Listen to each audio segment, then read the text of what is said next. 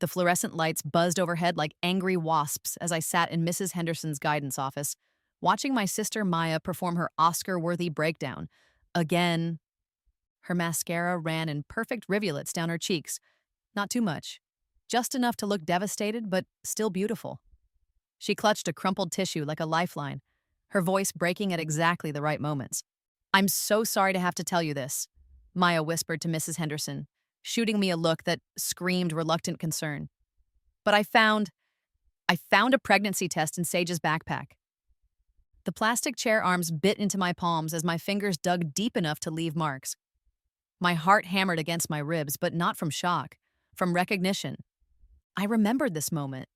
Every fluorescent flicker, every fake tear, every calculated pause in Maya's performance. In my previous life, I'd sat here confused and terrified, stammering denials while Maya played the worried older sister. This time, I caught the flash of satisfaction in her eyes when Mrs. Henderson wasn't looking.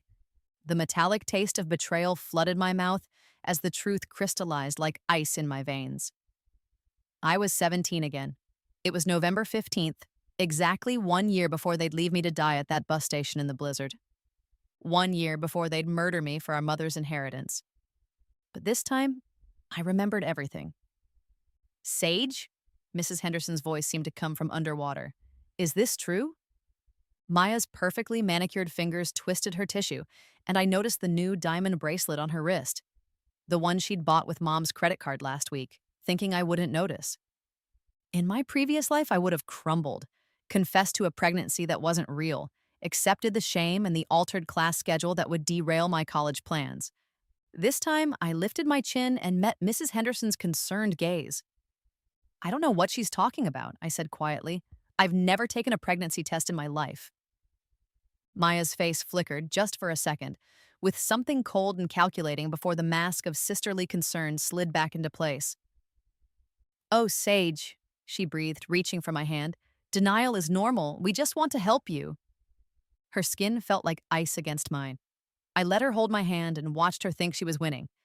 But inside, I was cataloging every micro expression, every tell, every weapon she thought she could use against me.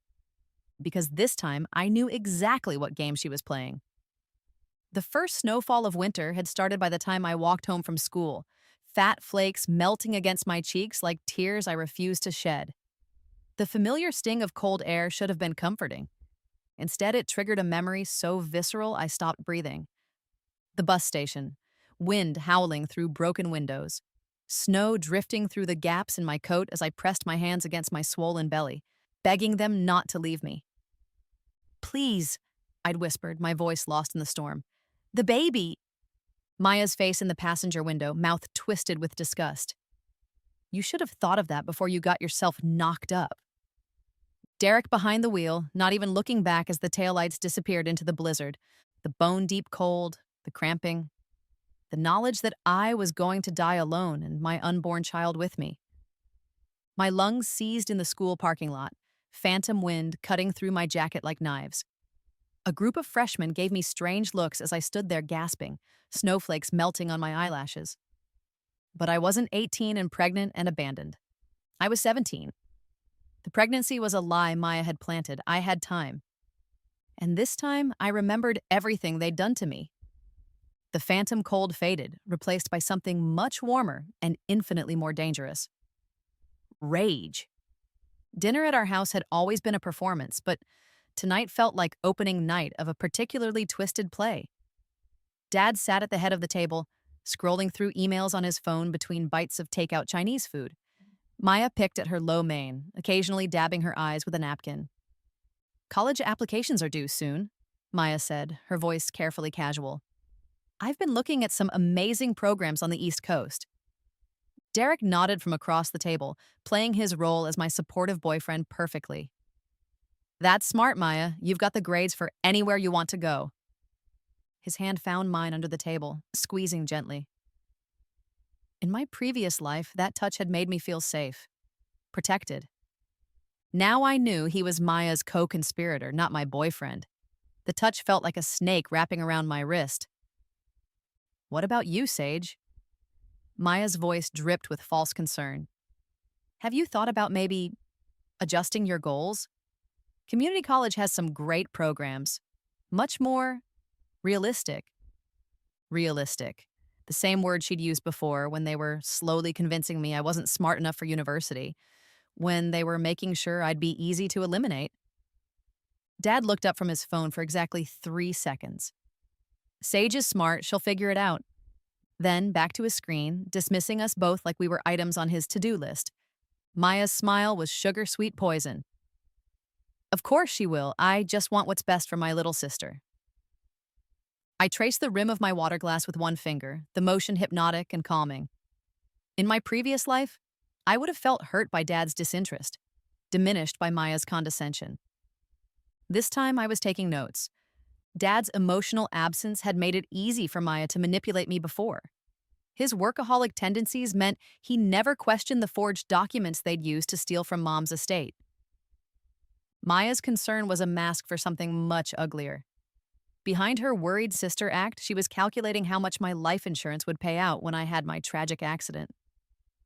Derek squeezed my hand again, thumb stroking across my knuckles in what he probably thought was a romantic gesture.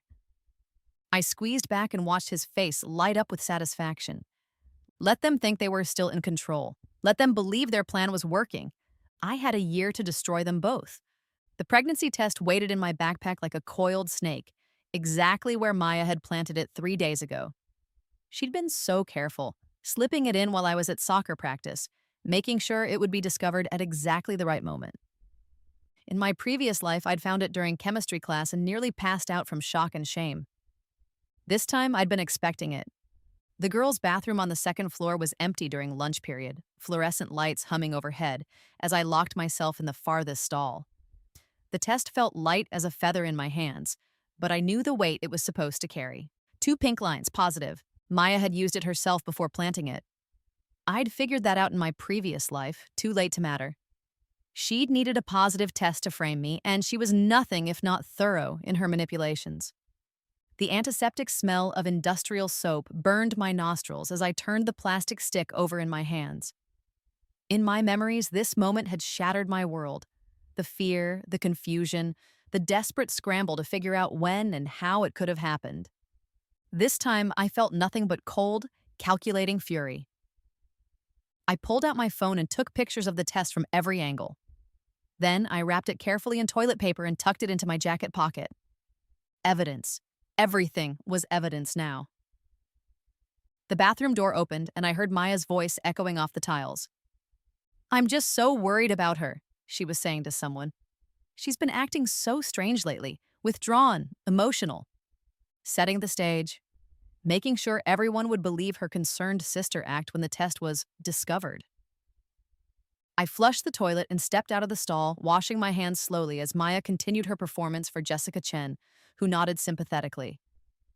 "Family drama is so hard," Jessica murmured. "You're such a good sister for caring so much." Maya's eyes met mine in the mirror, and for just a moment her mask slipped. I saw the cold calculation underneath, the satisfaction of a predator who thought her trap was working perfectly. I dried my hands with a paper towel and smiled at her. "Thanks for caring so much about me, Maya," I said, my voice soft and grateful. "I don't know what I'd do without you." Her smile faltered for just a heartbeat before snapping back into place. "Always, little sister, always."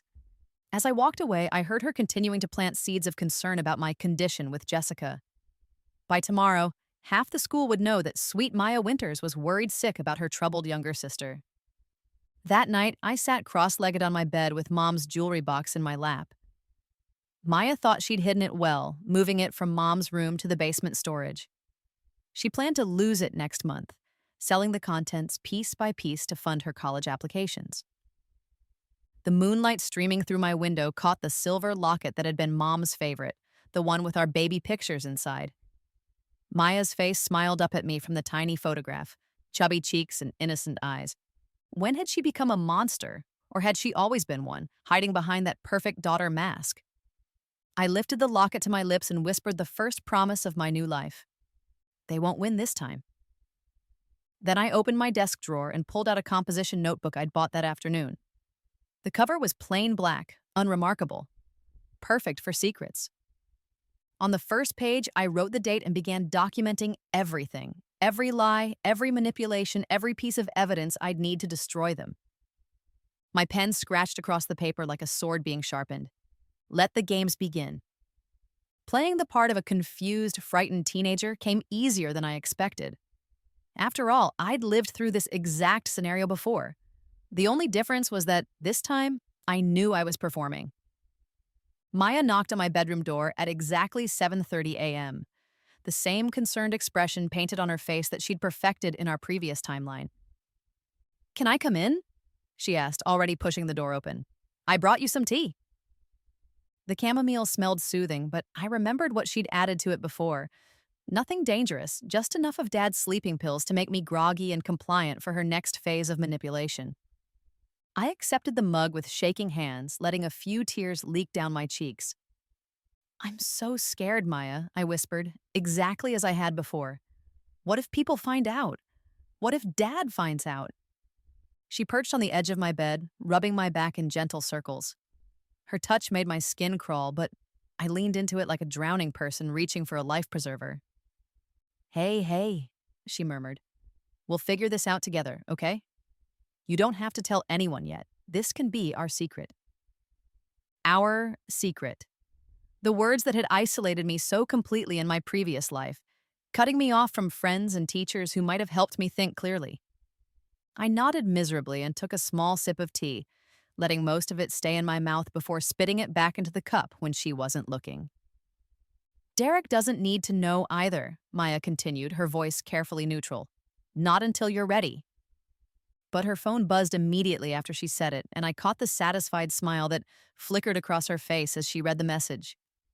She was texting him right now, probably something like, "Phase 1 complete. She's falling apart." "Thank you," I whispered, setting the tea aside and curling up under my blankets. "I don't know what I'd do without you." Maya's smile was warm as honey and twice as poisonous. "Sleep," she said, standing and smoothing my hair back from my forehead. "Everything will be clearer in the morning." The moment she left, I poured the drugged tea down the bathroom sink and began planning my next move. Derek's approach was exactly as predatory as I remembered, though this time I could see the manipulation tactics he'd learned from whatever pickup artist forums he frequented. He cornered me after the third period, backing me against the lockers with what he probably thought was protective body language. "Maya told me you've been upset," he said, his voice low and intimate. "You know you can talk to me about anything, right?" His cologne was too strong, some expensive brand Maya had probably bought him with Mom's credit card. The scent made my stomach turn, but I forced myself to look up at him with wide, trusting eyes. "It's nothing," I mumbled, exactly as I had before. "Just girl stuff." His hand found my cheek, thumb stroking across my skin in a gesture that had once made me feel cherished. Now I knew he was marking his territory. "You're such a sweet girl, Sage," he murmured. "So innocent. So trusting." The words hit differently when you knew what they really meant. So easy to manipulate. "Sometimes I think you're too good for this world," he continued, leaning closer. "Like you need someone to protect you from all the bad things out there. Protect me." This from the man who would help my sister abandon me in a blizzard. I let myself lean into his touch, playing the grateful girlfriend while my phone recorded everything from my jacket pocket. "Derek," I whispered, injecting just the right amount of vulnerability into my voice. "Do you really mean that?" "Of course I do." His lips brushed against my forehead. "I'd do anything for you, Sage. Anything to keep you safe." The lies rolled off his tongue so smoothly, he'd probably practiced them in the mirror. "I love you," I said, the words like poison in my mouth. His smile was triumphant. "I love you too, baby, more than you know." But his eyes were calculating, already planning his next move in the elaborate game he and Maya were playing with my life. After he walked away, I stood against the lockers for a long moment, letting the full weight of his deception settle over me. They thought I was a naive little girl who would follow them blindly to her own destruction. This time, I was going to show them exactly how wrong they were. Mom's old laptop sat in the basement storage room, covered in dust and forgotten by everyone except me. Maya had never bothered with it. Too old, too slow, not worth the trouble of wiping the hard drive. She had no idea that Mom had saved every password in the browser, including the ones for the bank accounts Maya thought she'd hidden so well. I crept down to the basement after midnight, my bare feet silent on the cold concrete. The laptop wheezed to life like an old dog, taking forever to boot up. But finally, the familiar desktop appeared, complete with Mom's nature photography wallpaper. My throat tightened at the sight of her favorite sunset photo, but I pushed the emotion aside. I had work to do. The bank statements loaded slowly, page after page of evidence that made my hands shake with rage. Systematic theft, that's what this was. Maya had been forging my signature for months, creating fake medical bills and emergency expenses that justified withdrawals from my trust fund. She'd even set up a fake charity in my name, funneling thousands of dollars into her personal accounts. The screen's blue glow illuminated my face as I screenshot everything, my heart pounding with each new revelation. Tuition payments to schools I'd never applied to, medical treatments I'd never received, even a fake funeral expense for a grandmother who was still alive and living in Florida.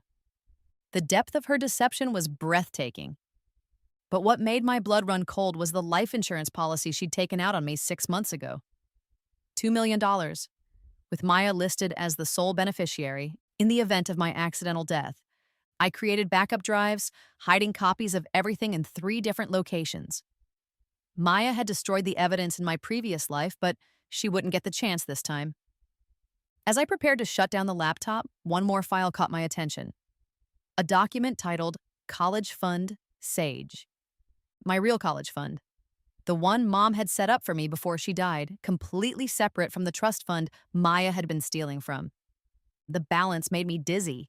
$847,000, enough for any school in the country, plus graduate school, plus a house down payment afterward. Maya had no idea it existed. I sat back in the dusty basement chair, a slow smile spreading across my face. My sister thought she was playing chess while I played checkers. She was about to find out she'd been playing against a grandmaster. The heating vents in our old house carried sound better than any surveillance system. I'd discovered that completely by accident in my previous life, overhearing one too many of Maya's phone conversations with Derek. This time, I was ready for their planning session. I positioned myself in the upstairs hallway, ear pressed to the cold metal grate that connected to Maya's room. Their voices drifted up through the ductwork, clear as if they were sitting next to me. "Moving faster than we planned," Derek was saying. "The pregnancy test was supposed to buy us more time." "I know, but Dad's getting suspicious about the bank withdrawals," Maya replied, her voice tight with stress. "We need to move to phase 2. Phase 2. In my previous life, I'd never learned what that meant until it was too late. "The miscarriage angle is perfect," Derek continued. "Traumatic event, emotional breakdown, tragic accident during her grief, very believable." Maya's laugh was sharp as broken glass. "She's so naive, she'll probably blame herself when we stage it. All that guilt about losing the baby, she'll be half crazy by the time we're done with her." My hands pressed against the cold metal, memorizing every word. The casual cruelty in their voices was almost worse than the actual plan. "What about timing?" Maya asked. 2 weeks, Derek said. "Right before Thanksgiving break. That gives us the holiday to set up the accident. And by the time school starts again, poor Sage will be just a tragic memory." 2 weeks. In my previous timeline, they'd taken longer, waiting until after Christmas, making the pregnancy last long enough to feel real. They were accelerating their plan. Something had spooked them. "You're sure about the bus station location?" Maya asked. "Perfect," Derek replied. "Middle of nowhere, cell service is shit, and there's a storm system moving in. By the time anyone finds her, it'll look like she got lost in the blizzard trying to get home." "And the baby?" "What baby? She was never pregnant, remember? Just a confused teenager who thought she was. The pregnancy test will disappear, and everyone will assume she was delusional from grief and exposure." They had it all figured out. Every detail, every contingency, every lie they'd tell at my funeral. But they'd made one crucial mistake. This time, I was listening. The IRS tip line was surprisingly easy to navigate. I called from a payphone at the mall, keeping my voice pitched higher and slightly muffled by a scarf wrapped around my face. "I'd like to report unreported income," I said, following the script I'd practiced in my head. "My neighbor is a consultant who's been taking cash payments and not declaring them on his taxes." I provided Dad's name, address, and social security number, information I'd memorized from tax documents I'd helped him file in my previous life. Then I gave them specific details about his side consulting work, the clients who paid him under the table, and the approximate amounts involved. Everything I'd remembered from overhearing his phone calls and seeing his hidden files. The IRS agent sounded bored but professional as she took down the information. "We'll look into it," she said. "These investigations can take several months to resolve." "Actually," I said, "I think he might be planning to leave the country soon. Maybe you should move faster?" That got her attention. Tax evasion combined with potential flight risk was apparently catnip to federal investigators. "We'll prioritize the case," she assured me. "Perfect." 3 days later, the audit notice arrived via certified mail. I was eating breakfast when Dad signed for it, his face going pale as he read the official letterhead. Maya's coffee cup froze halfway to her lips as she saw his expression. "What is it?" she asked, voice carefully neutral. Dad's hands shook as he opened the envelope. "IRS audit, full financial review. They want 7 years of records." The silence in the kitchen was deafening. Maya's face went through a fascinating series of expressions: confusion, fear, calculation, then carefully constructed concern. "I'm sure it's just routine," she said, but her voice pitched higher with stress. "These things happen randomly, right?" Dad wasn't listening. He was staring at the letter like it was a death sentence, which in a way it was. The audit would freeze all their assets pending investigation. Maya's college fund would be inaccessible. Her plans for my inheritance would have to wait. And most importantly, they'd be too distracted by their own legal troubles to focus on murdering me. I buttered my toast with perfect calm, savoring the first taste of justice. Maya's hands trembled as she reached for her phone, probably to text Derek about this unexpected complication. But when she looked up, she found me watching her with innocent concern. "Are you okay?" I asked. "You look worried." Her smile was brittle as old bone. "Just thinking about Dad, that's all. This must be so stressful for him." I nodded sympathetically and took another bite of toast. Phase 1 complete. The college rejection letters started arriving like a slow-motion avalanche, each one landing on my desk with the weight of crushed dreams. In my previous life, they'd been devastating. Proof that I wasn't smart enough, wasn't good enough, wasn't worth anyone's time or investment. This time, I knew exactly why they were coming. Maya had submitted my applications herself, volunteering to help her overwhelmed little sister with the complicated process. What I hadn't known before was how thoroughly she'd sabotaged them. I sat in my bedroom, opening each thick envelope while Maya hovered in the doorway, her face a mask of sympathetic concern. "Oh no," she breathed as I unfolded the rejection from Northwestern. "I'm so sorry, Sage. Maybe there was a mistake with your application?" The paper felt crisp and expensive between my fingers, the letterhead embossed with gold that caught the afternoon light. "We regret to inform you that we cannot offer you admission." "I don't understand," I whispered, letting my voice crack with just the right amount of devastation. "My grades are good. My test scores." Maya perched on the edge of my bed, rubbing my shoulder in consoling circles. Her touch made my skin crawl, but I leaned into it like I had before. "Sometimes these things just aren't meant to be," she said softly. "Community college has some really good programs, and you'd save so much money. Money that would stay in my trust fund for her to steal." The rejection from Harvard came next, then Yale, then Princeton.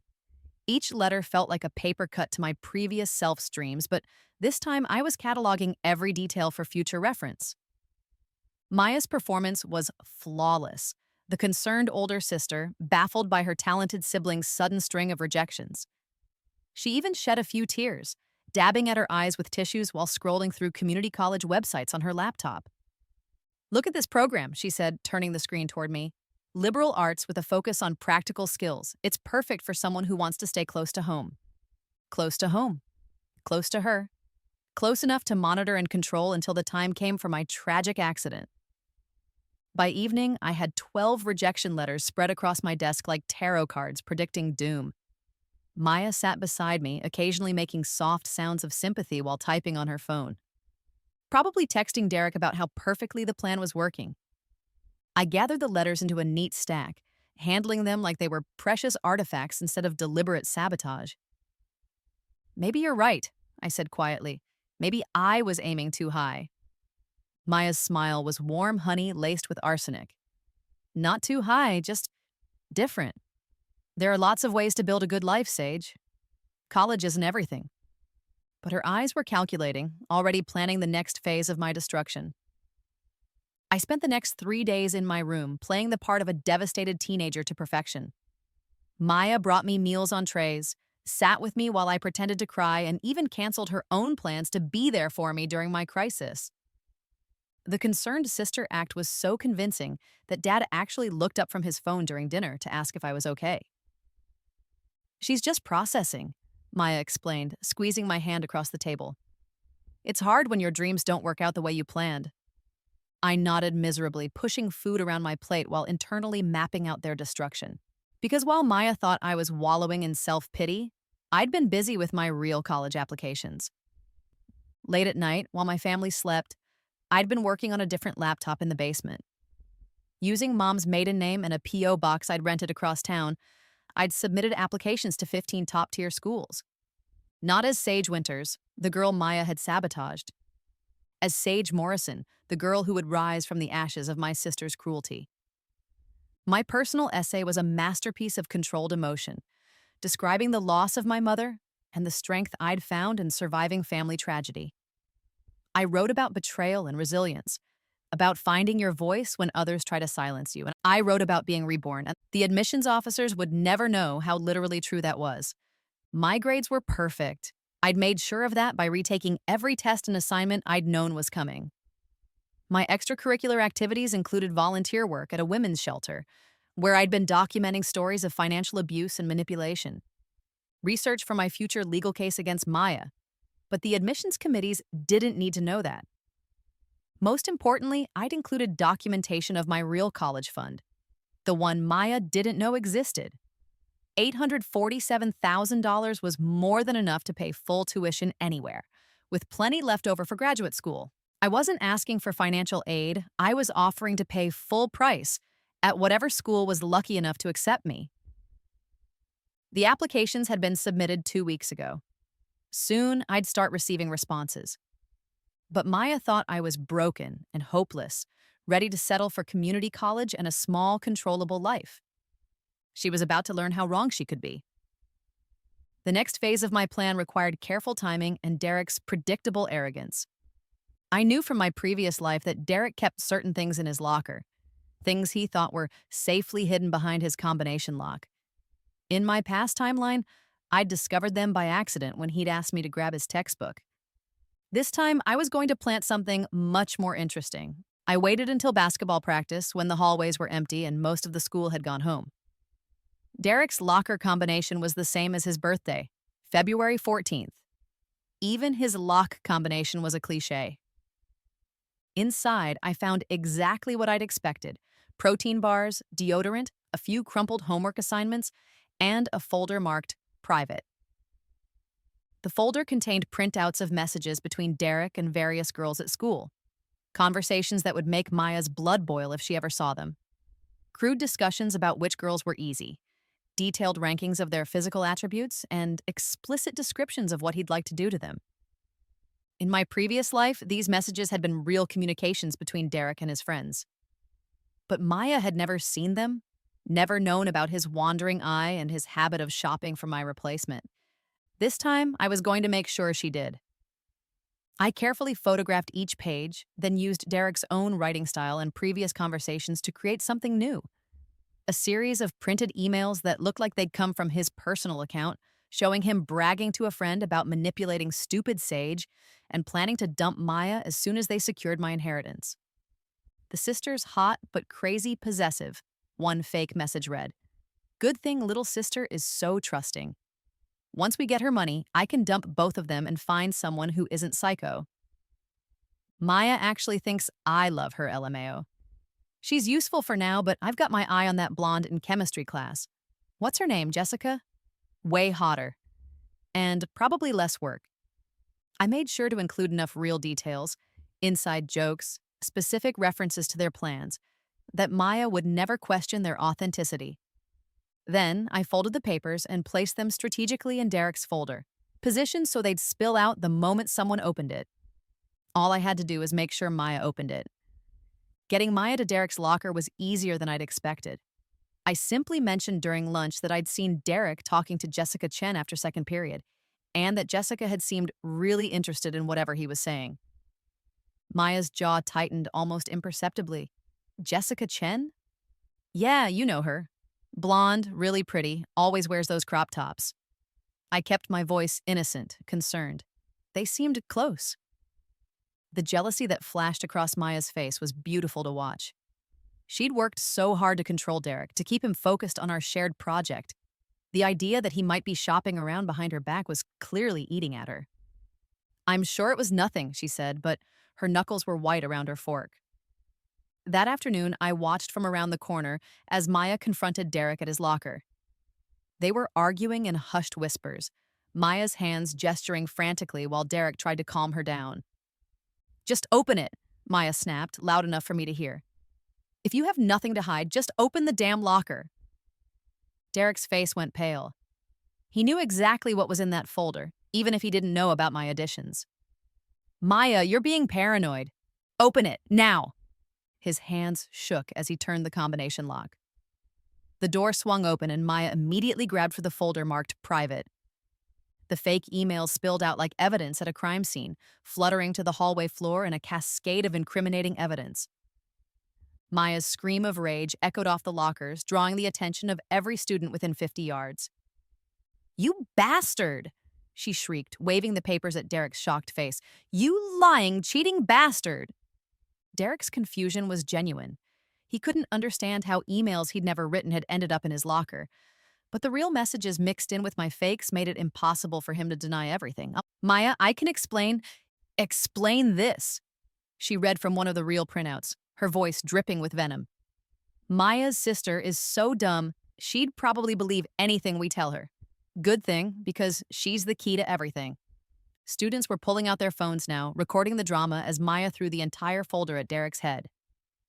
Papers scattered everywhere, and I watched with satisfaction as my carefully crafted fake emails mixed with Derek's real ones in a chaos of evidence. I trusted you, Maya continued, her perfect composure completely shattered. I shared everything with you, planned everything with you, and this is how you repay me. Derek tried to grab her hands, his face desperate. It's not what it looks like. Someone's trying to sabotage us. Sabotage us. Maya laughed, high and hysterical. There is no us. There never was. You were just using me to get to Sage's money. The crowd of students was growing bigger, phones capturing every moment of Maya's breakdown. By tomorrow, the video would be all over social media. Maya grabbed her lunch tray from a nearby table and hurled it at Derek's chest. Marinara sauce splattered across his white basketball jersey like blood, and his mouth opened in shock. Maya, please, don't. Her voice was ice cold now, deadly calm. Don't say another word to me, ever. She turned on her heel and stalked away, leaving Derek standing in a puddle of pasta sauce and humiliation while the crowd dispersed, everyone chattering excitedly about the drama they'd just witnessed. I stayed hidden around the corner until Derek had cleaned himself up and left, papers still scattered across the floor. Then I walked over and helped clean up the mess, playing the concerned sister-in-law who'd arrived too late to stop the fight. Several students who'd witnessed the scene filled me in on what I'd missed, their voices full of sympathy for poor Sage, whose sister and boyfriend had apparently been using her for money. I listened to their outrage with wide, shocked eyes, letting them comfort me while I gathered up the scattered papers. Evidence of my perfect revenge now witnessed by half the school. Phase 2 complete. The guidance counselor's office still smelled like coffee and old books when Mrs. Henderson called me in the next morning. Maya sat outside in the waiting area, her eyes red and puffy from what appeared to be a sleepless night. Sage, Mrs. Henderson said gently. I wanted to check in with you after yesterday's incident. I twisted my hands in my lap, the picture of a confused teenager caught in adult drama beyond her understanding. I don't really understand what happened, I said quietly. Maya and Derek seemed so happy together. Mrs. Henderson's expression was sympathetic but troubled. Sometimes we discover that people aren't who we thought they were. I'm concerned about some of the things that came to light yesterday. She pulled out a folder, my academic file, and opened it carefully. Your college applications have been problematic, she continued. I've been reviewing them, and there are significant discrepancies between your academic record and what was submitted. My heart rate quickened, but I kept my expression confused and innocent. What do you mean? Well, for example, your GPA was listed as 2.3 on several applications, but your actual GPA is 3.9. Your SAT scores were reported as 1100, but you scored 1520. And there are essays submitted under your name that don't match your writing style at all. She leaned forward, her voice gentle but serious. Sage, did someone else handle your college applications for you? I let my eyes fill with tears. Not difficult considering how this conversation had gone in my previous life when it was too late to matter. Maya offered to help, I whispered. She said the process was complicated and she'd already been through it. I thought she was trying to take care of me. Mrs. Henderson's face hardened. And given what happened yesterday with Derek, I'm wondering if there's a pattern of people taking advantage of your trust. The tears spilled over now, and I didn't have to fake the tremor in my voice. The pain of their betrayal was real, even if my helplessness was an act. I don't understand why they would do this to me, I said. Maya's my sister. Derek said he loved me. Mrs. Henderson handed me a tissue box, her expression shifting from professional concern to personal anger. Some people, she said carefully, see others' trust as an opportunity rather than a gift. The important thing now is fixing what can be fixed. She pulled out a calendar and began making notes. We're going to resubmit your applications with your real information. I'll write letters to the admissions offices explaining the situation, that you were a victim of academic sabotage by people you trusted. Most schools have protocols for this kind of thing. I wiped my eyes and nodded gratefully. Do you think any of them will still consider me? Sage, Mrs. Henderson said firmly. With your real grades and test scores, you could get into any school in the country. Don't you dare let anyone convince you otherwise. As I left her office, I passed Maya in the waiting area. She looked up hopefully, probably expecting me to run to her for comfort after Derek's betrayal. Instead, I walked past her without a word. Behind me, I heard Mrs. Henderson call Maya's name, her voice notably cooler than it had been with me. Maya, we need to discuss your involvement in your sister's college applications. I didn't stay to hear Maya's excuses. I had more important things to do. Like checking my secret P.O. box for responses from the schools that had received my real applications. The first acceptance letter was waiting for me. Harvard University with a full scholarship offer and a personal note from the admissions director. Dear Miss Morrison, your essay about overcoming family adversity was one of the most compelling pieces we've read this year. We would be honored to have you join our freshman class. I held the letter against my chest in the parking lot of the post office, finally allowing myself to smile. Maya thought she'd destroyed my future. Instead, she just handed me the keys to a much better one. Maya's desperation was a living thing now, filling our house like smoke from a fire that couldn't be contained. Without Derek as her ally and with Dad's assets frozen by the IRS audit, she was running out of options and running out of time. I found her in Mom's old office at 2 a.m, frantically searching through filing cabinets by the light of her phone. Papers were scattered across the floor like fallen leaves, and Maya's hair was disheveled, her perfect composure finally cracking. She didn't notice me watching from the doorway as she pulled out file after file, muttering under her breath. There has to be something, she whispered, her voice hoarse. Some account Mom didn't tell us about, some insurance policy, something. But I knew what she was really looking for. Documents that would give her legal guardianship over me if I was declared mentally incompetent. In my previous life, she'd found them eventually, hidden in Mom's safe deposit box. This time, I'd gotten there first. Maya slammed the last drawer shut and sank into Mom's chair, her face buried in her hands. For a moment, she looked like the sister I'd once loved. Young, scared, overwhelmed by circumstances beyond her control. Then she lifted her head, and I saw the cold calculation in her eyes that had never really gone away. She was planning something new. The next morning, Maya approached me at breakfast with a folder full of brochures and a concerned expression that was becoming as familiar as her breathing. "Sage, honey," she said, settling into the chair beside me. "I've been thinking about everything that's happened lately. The stress, the college disappointments, the thing with Derek." She paused, dabbing at her eyes with a tissue. The tears looked real, but I knew Maya well enough to recognize her performance techniques. "I'm worried about you," she continued, really worried. "You've been so withdrawn, so different.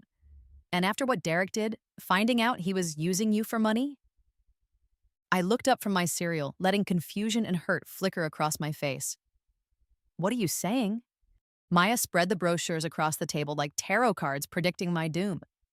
Each one featured smiling teenagers and peaceful landscapes with names like Serenity Hills and New Dawn Treatment Center. "I think you need help," she said softly. "Professional help. To process everything that's happened." My hands tightened around my spoon, but I kept my voice steady. "You want to send me away?" "Not send you away," Maya said quickly. "Get you the support you need. These places specialize in helping teenagers who've been through trauma. They have therapists, group sessions, medication management." Medication management. The words sent ice through my veins.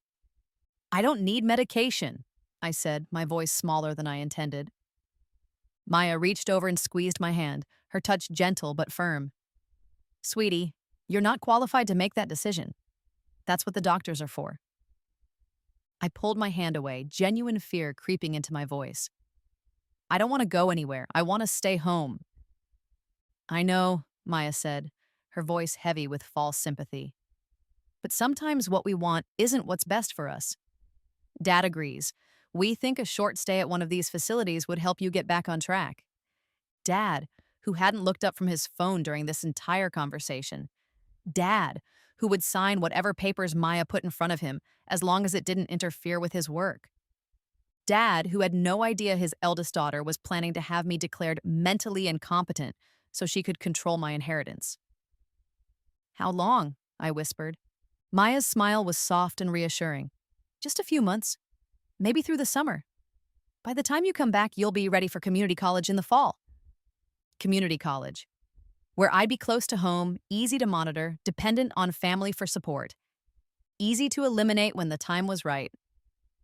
I stared at the brochures, my mind racing. This was earlier than they'd moved in my previous life, but the basic plan was the same. Get me committed, get legal guardianship, then arrange for my tragic accident during a supervised outing, but this time I was ready. "Okay," I said quietly, surprising Maya with my quick agreement. "If you think it's best." Maya's relief was visible. She'd expected more resistance, more tears and pleading. "Really?" she asked. "You'll go?" I nodded, picking up one of the brochures and pretending to read it carefully. "Serenity Hills looks peaceful." What Maya didn't know was that I'd already researched every facility on her list. Serenity Hills was currently under federal investigation for insurance fraud, illegal commitment practices, and patient abuse. They wouldn't be open much longer. But Maya didn't need to know that yet. The drive to Serenity Hills took 2 hours, winding through mountain roads that grew progressively more isolated. Maya chatted nervously during the trip, overcompensating for her guilt with bright commentary about the scenery and encouraging platitudes about my recovery. "You're going to love it there," she said for the 4th time as we pulled into the parking lot. Dr. Reeves specializes in teenage trauma. He's helped so many kids get their lives back on track. The building looked exactly like it had in my previous life. Modern and clinical, with too many security cameras and windows that didn't open. The kind of place designed to keep people in rather than help them heal. Maya walked me to the reception desk, her arm around my shoulders in a gesture that looked supportive but felt possessive. "We're here for Sage Winters," she told the receptionist. "Dr. Reeves is expecting us." The receptionist's smile was professionally warm but didn't reach her eyes. Of course, Dr. Reeves will see you in just a moment. We sat in the waiting room, surrounded by inspirational posters and the quiet hum of institutional air conditioning. Maya kept squeezing my hand, probably trying to convince herself as much as me that she was doing the right thing. Maya Winters? A tall man in a white coat emerged from an office down the hall. I'm Dr. Reeves. He looked exactly as I remembered. Silver hair, kind eyes that hid a calculating mind, and the sort of bedside manner that made patients trust him right up until they realized they were trapped. Maya stood up, pulling me with her. Dr. Reeves, thank you so much for seeing us on such short notice. Of course, he said, his voice soothing. Sage, it's good to meet you. Your sister has told me so much about what you've been going through. I kept my eyes downcast, playing the part of a broken teenager who needed saving. Why don't we go to my office and discuss the treatment plan? Dr. Reeves suggested. As we walked down the hallway, I noticed the security guards stationed at every exit. The electronic locks on the patient room doors. The cameras that tracked our movement. Everything exactly as it had been in my previous life. But this time, I had a wire hidden in my jacket recording every word.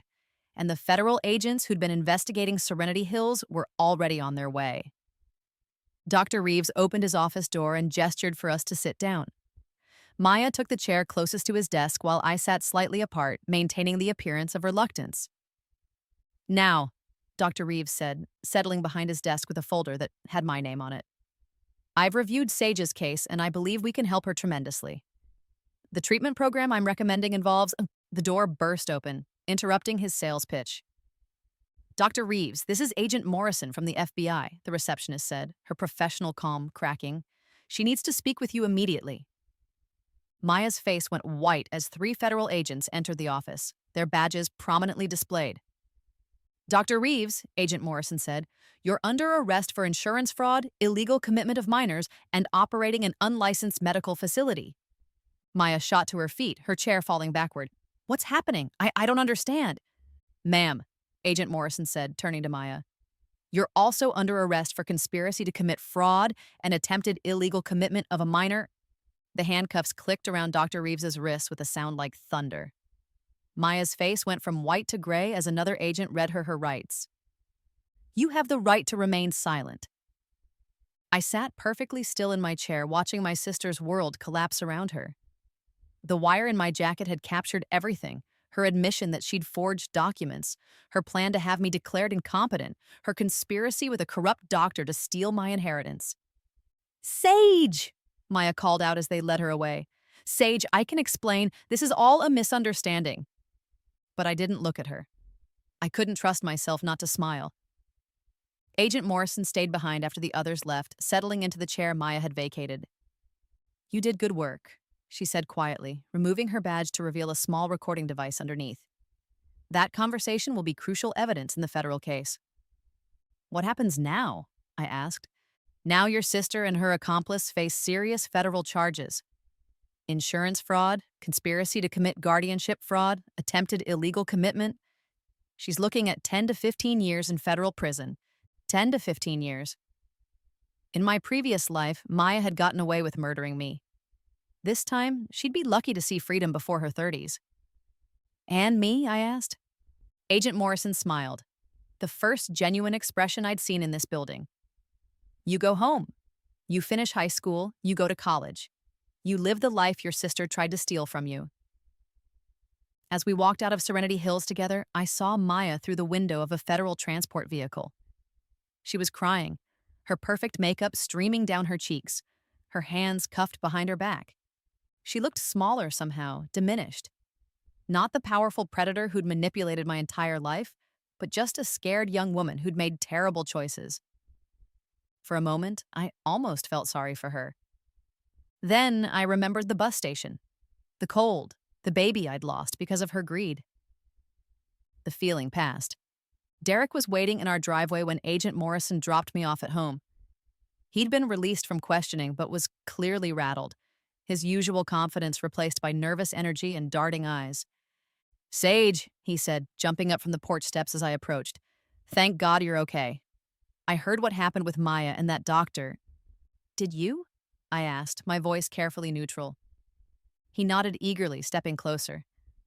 It's insane. I can't believe Maya would do something like that. I mean, I knew she was jealous and controlling, but this. He was trying to distance himself from Maya's crimes, positioning himself as another one of her victims rather than a co-conspirator. Derek, I said quietly, why are you here? Because I care about you, he said, reaching for my hands.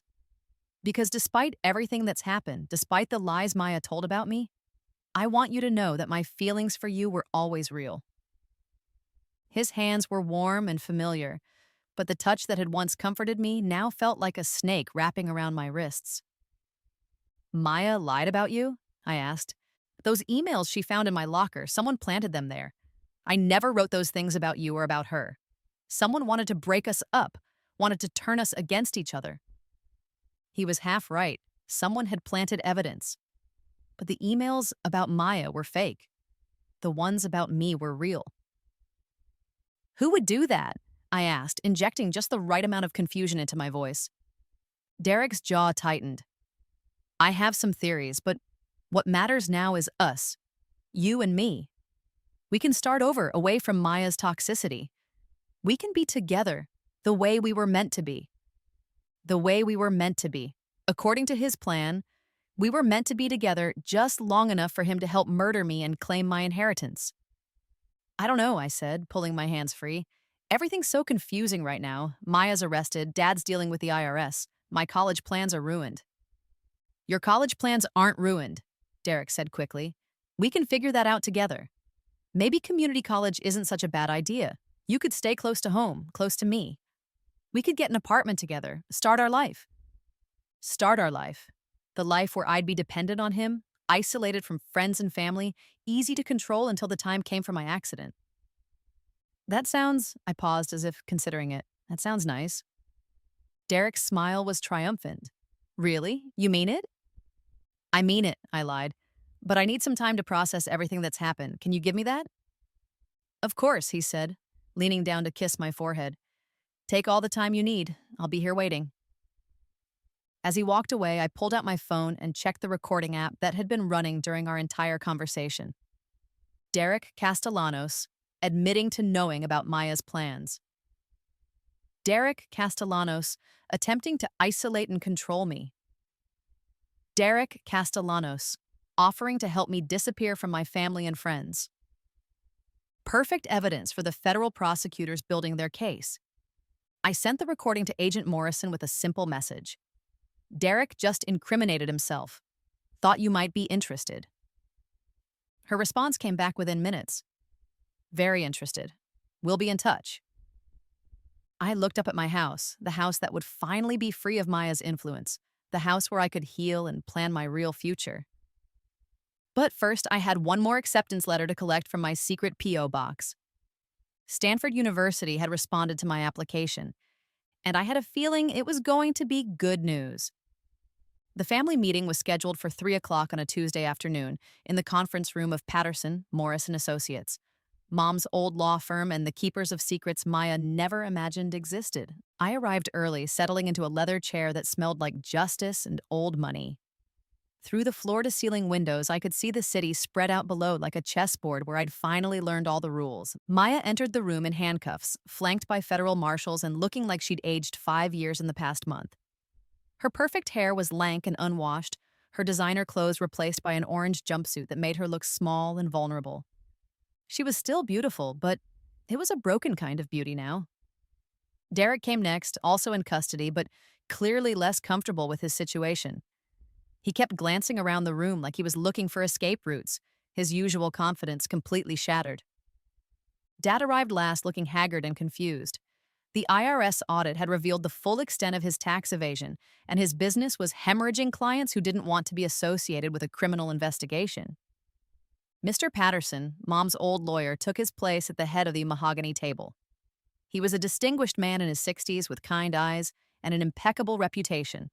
The kind of attorney who specialized in protecting families from exactly the kind of predators sitting across from me. "Thank you all for coming," he said, his voice formal but warm. "We're here today to discuss the estate of Margaret Morrison Winters and certain irregularities that have come to light. Maya's head snapped up. Morrison? Mom's maiden name was Morrison, but she never used it after she married Dad.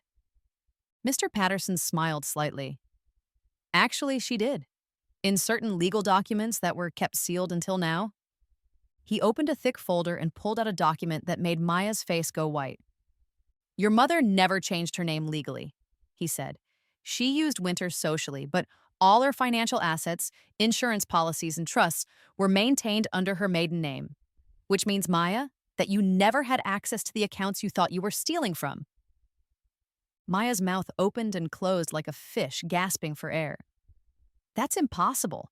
I had her social security number, her banking information. You had access to one account, Mr. Patterson corrected. A household account that your mother maintained for family expenses. The real estate was never in your father's name. The insurance policies list Morrison as the primary name, and the trusts. He pulled out another document, this one thick enough to be a small book. The trusts are where things get interesting. Maya leaned forward, her handcuffs clinking against the table. What trusts? Mr. Patterson turned to me, his expression almost apologetic. Sage, your mother was significantly more wealthy than your family realized. She came from old money. The Morrison family made their fortune in railroads and real estate in the early 1900s. She inherited everything when her parents died, but she chose to live modestly. The room went silent except for the soft hum of air conditioning and Maya's shallow breathing. How much? I asked, though I already suspected the answer would be life-changing. Approximately $12 million, Mr. Patterson said calmly, plus real estate holdings in 3 states, stock portfolios, and a trust fund that was established for you specifically. Maya made a sound like she'd been punched in the stomach. 12 million? Derek whispered, his face going gray. Mr. Patterson nodded. Your mother was very careful about protecting this inheritance. She knew that sudden wealth could be dangerous, especially for a young person. So she set up a complex trust structure that would reveal itself only under specific circumstances. What circumstances? Maya asked, her voice barely audible. If attempts were made on Sage's life, Mr. Patterson said quietly. If she was threatened, manipulated, or put in danger by family members, the trust would activate and provide her with both protection and resources. He pulled out a stack of photographs and documents that made my heart race. We've been monitoring the situation for months, he continued. Private investigators, financial forensics experts, even federal law enforcement. Everything you did, Maya, was documented. Every forged signature, every stolen dollar, every plan to harm your sister. Maya's face crumpled. You knew. The whole time you knew? We suspected, Mr. Patterson said. Your mother was very specific about watching for signs of financial abuse or manipulation. She'd seen it happen in other wealthy families, and she was determined to protect Sage. He spread the photographs across the table, pictures of Maya accessing bank accounts, meeting with Derek, even surveillance footage from the Serenity Hills facility. Your mother loved you both, he said gently, but she was realistic about human nature. She knew that $12 million could turn family members against each other. Dad finally spoke, his voice hoarse. She never told me about any of it. Because you were never supposed to know, Mr. Patterson said. The money was meant to go directly to Sage when she turned 21, or earlier if she was in danger. Your mother hoped it would never be necessary to reveal the full extent of her wealth. Maya was crying now, tears streaming down her face as she stared at the documents that proved her crimes had been for nothing. I destroyed my life for money that was never mine to take, she whispered. No, I said, speaking for the first time since the meeting began. You destroyed your life because you tried to murder me. The room went silent. Maya looked up at me with red, swollen eyes. You destroyed your life, I continued, because you were willing to let me die alone and afraid in a blizzard, pregnant with a child you helped create through lies and manipulation. Derek shifted uncomfortably in his chair. Sage, that's not what? I turned to face him, letting all the rage I'd been suppressing show in my eyes. Not what you planned? Not how you intended to kill me? I reached into my bag and pulled out a small digital recorder. This is Derek Castellanos, recorded 3 days ago, admitting to his knowledge of Maya's plans and attempting to isolate me from my support system. I pressed play and Derek's voice filled the room. Maybe community college isn't such a bad idea. You could stay close to home, close to me. We could get an apartment together, start our life. Derek's face went white. You recorded me? I recorded everything, I said. Every conversation, every manipulation, every lie. Because unlike you, I learn from my mistakes. Maya looked confused. What mistakes, Sage? What are you talking about? I stood up slowly, feeling the weight of the moment settle around me like armor. I'm talking about the fact that this isn't my first life, I said quietly. I'm talking about how I lived through this before. How you abandoned me at that bus station. How I died in the snow. How my baby died with me. The silence in the room was deafening. I'm talking about how I was reborn with all my memories intact, and how I spent this entire year making sure you'd pay for what you did to me. Maya's face went from white to gray. That's impossible. Is it? I asked. Then how did I know about the pregnancy test you planted? How did I know about your plans to have me committed? How did I know about Derek's real feelings for you? I pulled out another recording device. This is Maya Winters and Derek Castellanos, recorded in my house through the heating vents, planning my murder. Maya's voice filled the room, cold and calculating. The miscarriage angle is perfect. Traumatic event, emotional breakdown, tragic accident during her grief. Very believable. Derek's laugh followed. She's so naive, she'll probably blame herself when we stage it. All that guilt about losing the baby, she'll be half crazy by the time we're done with her. Maya was shaking now, staring at me like I was a ghost, which in a way I was. You came back, she whispered. You actually came back from the dead. I came back, I confirmed, and I made sure that this time you wouldn't win. I turned to Mr. Patterson, who was watching the proceedings with professional calm despite the supernatural revelations. What happens now? I asked. Now, he said, you inherit everything your mother left you. The money, the properties, the trust funds, all of it.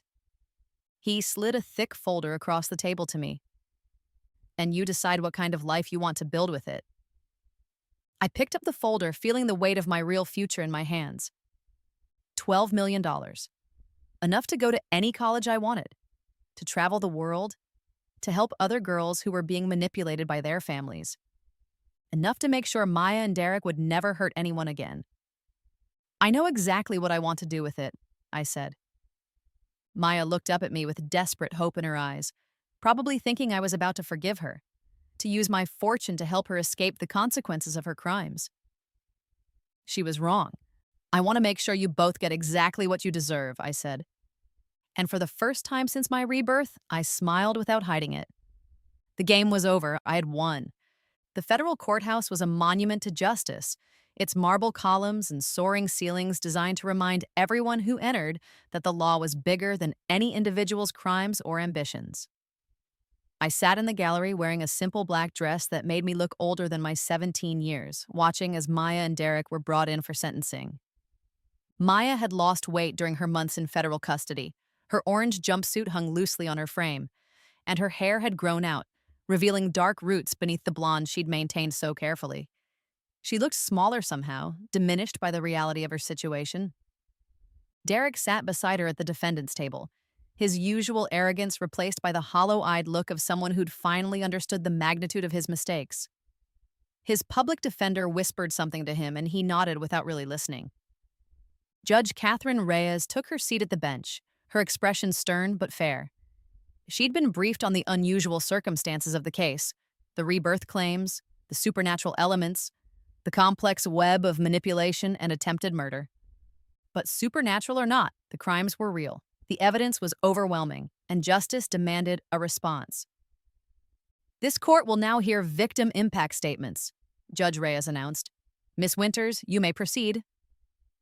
I stood and walked to the podium, my heels clicking against the marble floor like a metronome counting down to Maya's fate.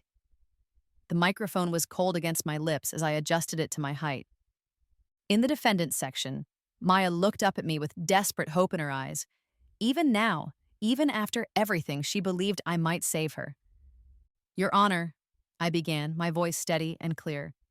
My name is Sage Morrison Winters, and I'm here today to speak for the girl who died alone in a blizzard, because the people she trusted most in the world decided her life was worth less than her inheritance.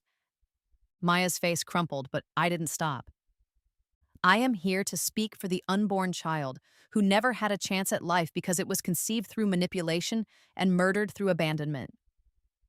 Derek shifted uncomfortably, but his lawyer kept a firm hand on his arm to prevent him from speaking. I am here to speak for every other girl who might become a victim if these defendants are allowed to escape the consequences of their actions. I paused, letting the weight of my words settle over the courtroom. Maya Winters is my sister. Derek Castellanos was my boyfriend. I loved them both. I trusted them both. And they used that love and trust to plan my murder in the most cruel and calculating way possible. Maya was crying now, her shoulders shaking with silent sobs. They didn't kill me in a moment of passion or rage. They didn't kill me to protect themselves from immediate danger. They planned my death over months, manipulating me into pregnancy, isolating me from friends and family, and finally abandoning me to die of exposure while they drove away to claim my inheritance. I turned to look directly at Maya, my voice never wavering. Maya, you held my hand while you planned my murder. You brought me tea while you forged documents to steal my future. You told me you loved me while you plotted to leave me dying in the snow. Maya tried to speak, but Judge Reyes silenced her with a look. Derek, I continued, turning to face him. You told me you'd protect me from all the bad things in the world. You promised to love me forever. You made me believe I was carrying your child while you planned to kill us both. Derek's face was pale, his hands shaking as he gripped the edge of the defendant's table. The psychological trauma of their betrayal is something I will carry for the rest of my life. But the physical trauma, the cold, the fear, the knowledge that I was dying alone, that stays with me too. I wake up some nights feeling the snow against my face, hearing the wind through the broken windows of that bus station. I paused, gathering my strength for the final part of my statement. Your Honor, I am asking this court to impose the maximum sentence allowable by law, not because I want revenge, but because justice demands it. These defendants showed no mercy when they planned my death. They deserve no mercy in return. I stepped away from the podium, but Judge Reyes held up a hand. Miss Winters, I understand that the defendants have attempted to contact you with requests for leniency. Do you wish to address those requests? Maya looked up at me with desperate hope, her lips moving in what looked like a prayer. This was it. The moment she'd been waiting for, planning for, hoping for throughout her entire incarceration. The moment when loving, forgiving Sage would save her sister from the consequences of her crimes. I walked back to the microphone, my heels clicking like a countdown timer. Your Honor, I said, my voice clear and final. The defendants have indeed reached out to me. Maya has written me letters apologizing for her actions and asking for my forgiveness. Derek has had his mother call me, begging me to speak on his behalf. Maya's breath caught audibly in the quiet courtroom. I have given their requests careful consideration, I continued, and my answer is no. The word hung in the air like a sword falling. No, I will not forgive them. No, I will not ask for leniency. No, I will not help them escape the consequences of their choices. Maya's cry of anguish echoed off the marble walls, but I continued speaking. They made their choices when they decided my life was worth less than my inheritance. They made their choices when they planned my murder. They made their choices when they drove away and left me to die. I paused, letting the finality of my words sink in. Now they can live with the consequences. I stepped away from the podium for the final time, returning to my seat in the gallery as Maya sobbed uncontrollably at the defendant's table. Judge Reyes called for order, her gavel echoing like thunder in the high-ceilinged room. Maya Winters, she said, her voice carrying the weight of absolute authority. You have been found guilty of conspiracy to commit murder, fraud, identity theft, and federal racketeering charges. The court sentences you to 25 years in federal prison without the possibility of parole. Maya's scream of despair was almost animal-like in its raw pain. Derek Castellanos, Judge Reyes continued, You have been found guilty of conspiracy to commit murder, sexual assault, fraud, and federal racketeering charges. The court sentences you to 30 years in federal prison without the possibility of parole. Derek slumped forward in his chair, the fight going out of him completely. This court is adjourned. As the defendants were led away in shackles, Maya turned back to look at me one last time. Her face was streaked with tears, her mouth forming words I couldn't hear over the noise of the courtroom. But I could read her lips. Please, Sage, please. I looked back at her with calm, steady eyes and shook my head. No. The courtroom doors closed behind them with a sound like the gates of hell. Justice had been served.